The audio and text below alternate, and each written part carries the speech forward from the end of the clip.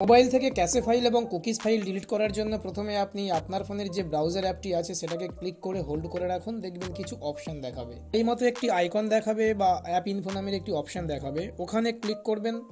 এখান থেকে আপনি স্টোরেজে ক্লিক করবেন, ম্যানেজ স্পেসে ক্লিক করবেন, ক্লিয়ার অল ডাটা করে দেবেন। এই অ্যাপ্লিকেশনটা পুরোপুরি ক্লিয়ার হয়ে যাবে।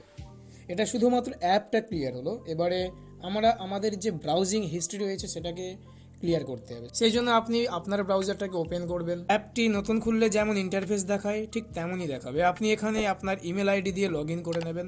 তারপর আপনি উপরের 3 ডট মেনুতে ক্লিক করবেন, সেটিংসে ক্লিক করবেন, প্রাইভেসি অ্যান্ড সিকিউরিটিতে ক্লিক করবেন, উপরের ক্লিয়ার ব্রাউজিং ডাটাতে ক্লিক করবেন, উপরের অ্যাডভান্স অপশনে ক্লিক করবেন, সেভড পাসওয়ার্ড এটাকে আনচেক করে সব কটাকে চেক মার্ক করবেন এবং ক্লিয়ার ডাটাতে ক্লিক করবেন। কম্পিউটার থেকেও ঠিক সেম প্রসেস, উপরের 3 ডট মেনুতে ক্লিক করবেন, সেটিংসে ক্লিক করবেন, প্রাইভেসি অ্যান্ড সিকিউরিটিতে ক্লিক করবেন, ক্লিয়ার ব্রাউজিং ডাটাতে ক্লিক করবেন, পাসওয়ার্ডটাকে আনচেক করে ক্লিয়ার ডাটা করে দেবেন। আপনার ডিভাইসের যত ক্যাশে ফাইল এবং কুকিজ ফাইল ছিল সেগুলো সব কটাই ডিলিট হয়ে যাবে। উপরের স্ক্রিনের ভিডিওগুলো আপনার জন্য, আপনি দেখতে পারেন।